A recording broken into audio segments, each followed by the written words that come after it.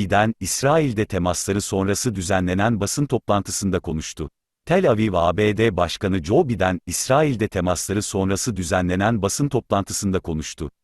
Biden, İsrail'in güvenliğinin ABD'nin ulusal güvenliği için kritik olduğunu belirterek, İsrail'in güvenliğini sağlamak için elimden geleni yapacağım, dedi. İsrail-Filistin çatışmasına ilişkin de konuşan Biden, iki devletli çözümün tek çözüm olduğuna inanıyorum, ifadelerini kullandı. Biden, İsrailliler ve Filistinliler, barış içinde ve refah içinde birlikte yaşamanın bir yolunu bulmak zorunda, diye konuştu. Biden, İsrail'in Gazze şeridine yönelik saldırılarını da kınadı. Biden, İsrail'in kendini savunma hakkı var, ancak sivillerin zarar görmemesi için her türlü önlemi almalıdır, dedi. Biden, İsrail'in Gazze'deki saldırılarında 3000'in üzerinde Filistinlinin hayatını kaybettiğini hatırlatarak, bu bir trajedi, diye konuştu. Biden, İsrail ve Filistin'in ateşkes için görüşmelerine destek vereceğini de belirtti. Biden'ın açıklamalarından öne çıkanlar şöyle: İsrail'in güvenliği ABD'nin ulusal güvenliği için kritik. İki devletli çözümün tek çözüm olduğuna inanıyorum. İsrailliler ve Filistinliler, barış içinde ve refah içinde birlikte yaşamanın bir yolunu bulmak zorunda. İsrail'in Gazze şeridine yönelik saldırılarını kınadım. İsrail'in kendini savunma hakkı var, ancak sivillerin zarar görmemesi için her türlü önlemi almalıdır. Gazze'deki saldırılarda 3000'in üzerinde Filistinlinin hayatını kaybettiği bir trajedi. İsrail ve Filistin'in ateşkes için görüşmelerine destek vereceğim. Please have a seat. I come to Israel with a single message. You're not alone. You are not alone. As long as the United States stands, and we will stand forever, we'll not let you ever be alone.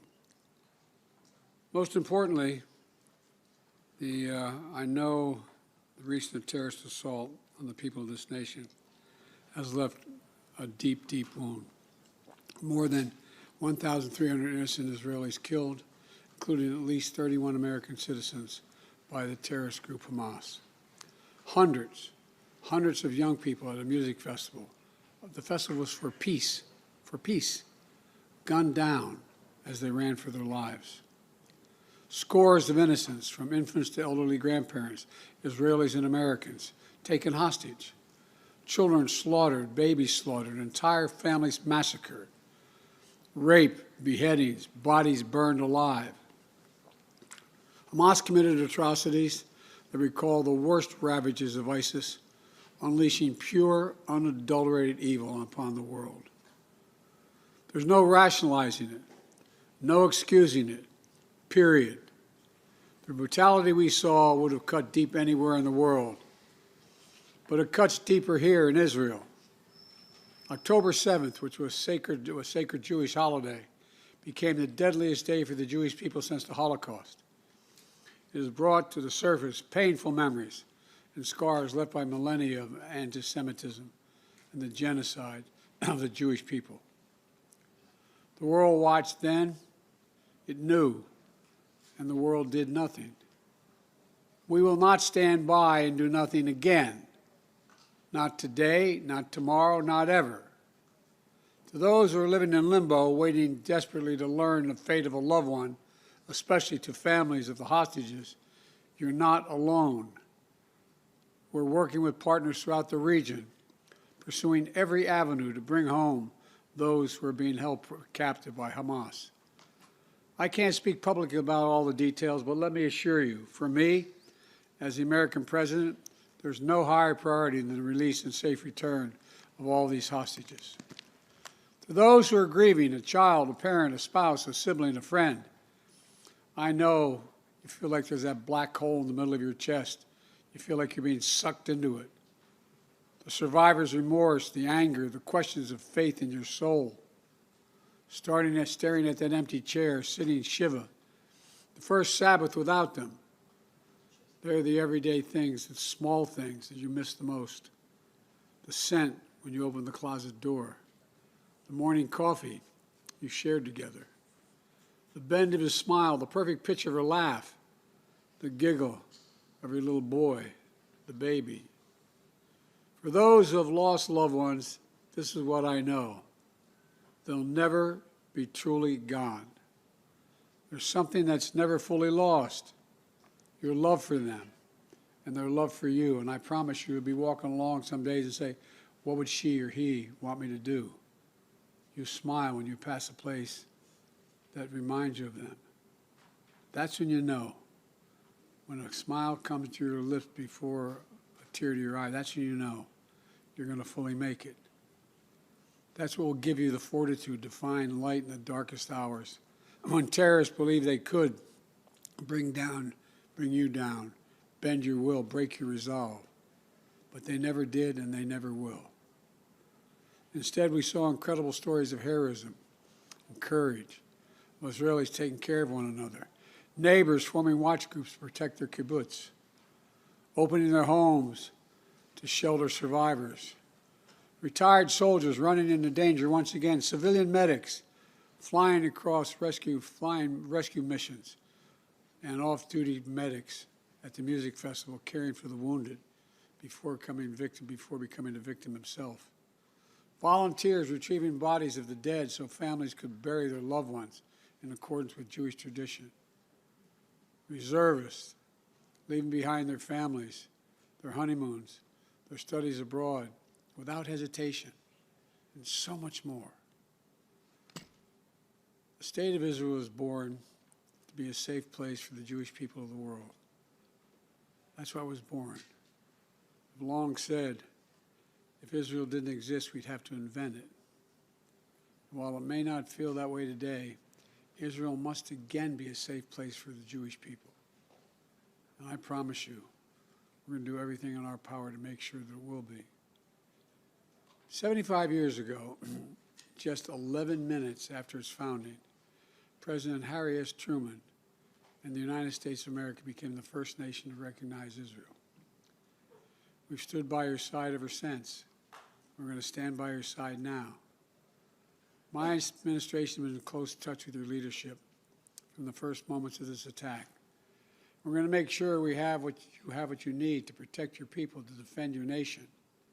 For decades, we've ensured Israel's qualitative military edge. And later this week, I'm going to ask the United States Congress for an unprecedented support package for Israel's defense. We're going to keep Iron Dome fully supplied so we can continue standing sentinel over Israeli skies, saving Israeli lives. We've moved U.S. military assets to the region, including positioning the USS Ford Carrier Strike Group in the Eastern Mediterranean, with the USS Eisenhower on the way to defer further aggression against Israel and to prevent this conflict from spreading. The world will know that Israel is stronger than ever. And my message to any state or any other hostile actor thinking about attacking Israel remains the same as it was a week ago. Don't. Since this terrorist attack took place, we've seen it described as Israel's 9/11. Though for a nation the size of Israel, it was like 15 9/11s. The scale may be different, but I'm sure those horrors have tapped into some kind of primal feeling in Israel, just like it did and felt in the United States. Shock, pain, rage, and all I understand and many Americans understand. You can't look at what has happened here to your mothers, your fathers, your grandparents, sons, daughters, children, even babies, and not scream out for justice. Justice must be done.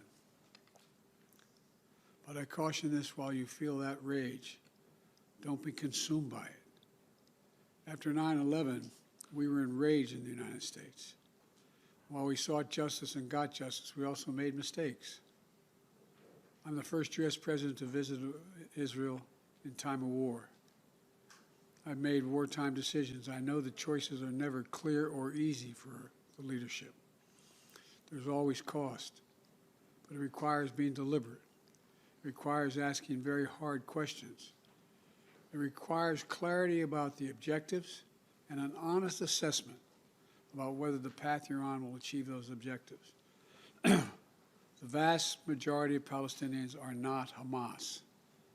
Hamas does not represent the Palestinian people.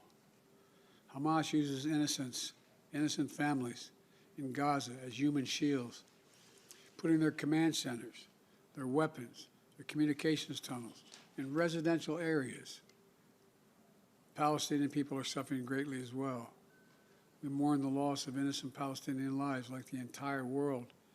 I was outraged and saddened by the enormous loss of life yesterday in the hospital in Gaza. Based on the information we've seen to date, it appears the result of an errant rocket fired by a terrorist group in Gaza. The United States unequivocally stands for the protection of civilian life during conflict, and I truly grieve for the families who were killed or wounded by this tragedy. The people of Gaza need food, water, medicine, shelter. Today I asked the Israeli cabinet, who I met with for some time this morning, to agree to the delivery of life-saving humanitarian assistance to civilians in Gaza, based on the understanding that there will be inspections and that the aid should go to civilians, not to Hamas. Israel agreed the humanitarian assistance can begin to move from Egypt to Gaza. But let me be clear, if Hamas diverts or steals the assistance, they will have demonstrated once again that they have no concern for the welfare of the Palestinian people. And it will end. As a practical matter, it will stop the international community from being able to provide this aid.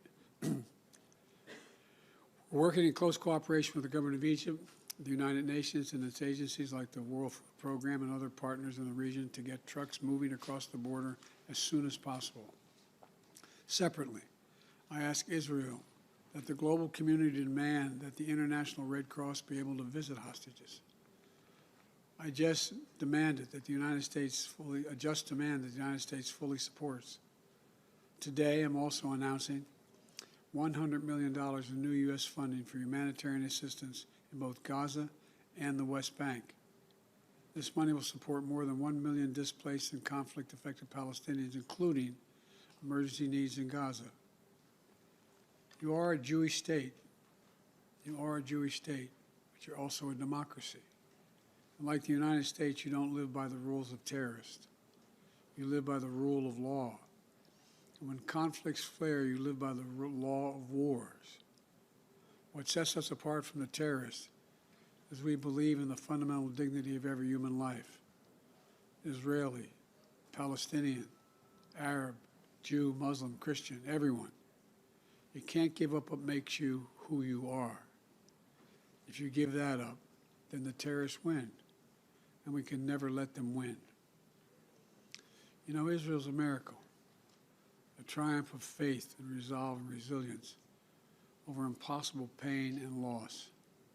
Think about October 7th, the Jewish holiday, where you read about the death of Moses, a tragic story of a profound loss to an entire nation, a death that could have left hopelessness in the hearts of the entire nation.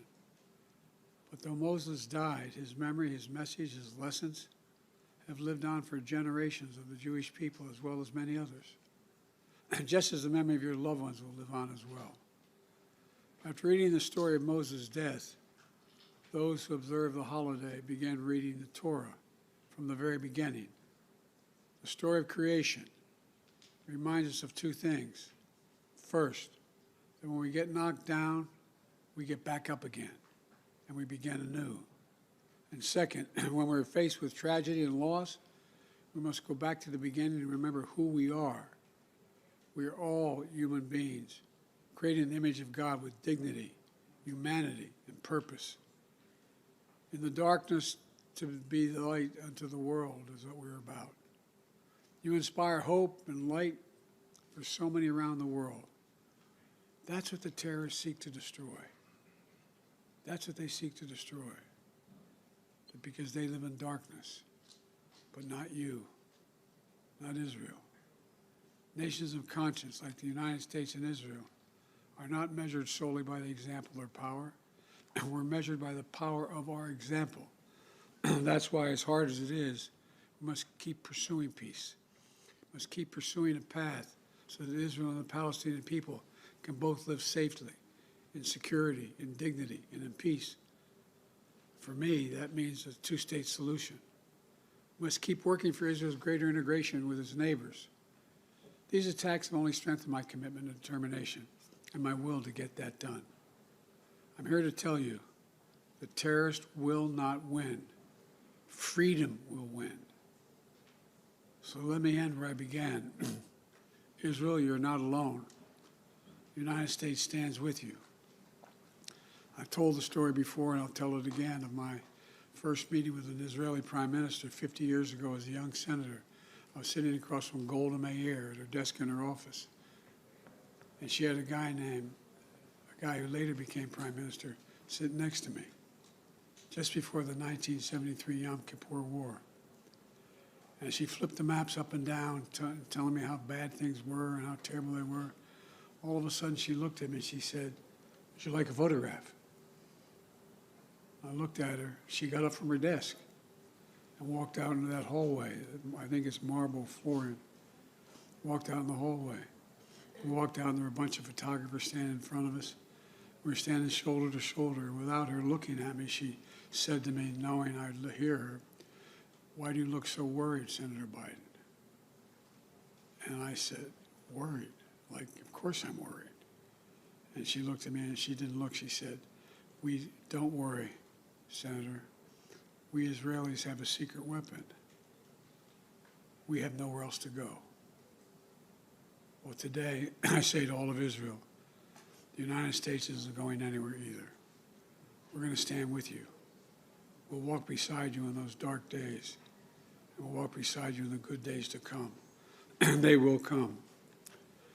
As you say in Hebrew, which I'm not going to attempt to do because I'm such a terrible linguist, I'll say it in English. The people of Israel live. The people of Israel live. Israel will be safe, secure, Jewish, and democratic state today, tomorrow, and forever. May God protect all those who work for peace. God save those who are still in harm's way. Thank you very much. Mr. President, what is your red line that would prompt U.S. military involvement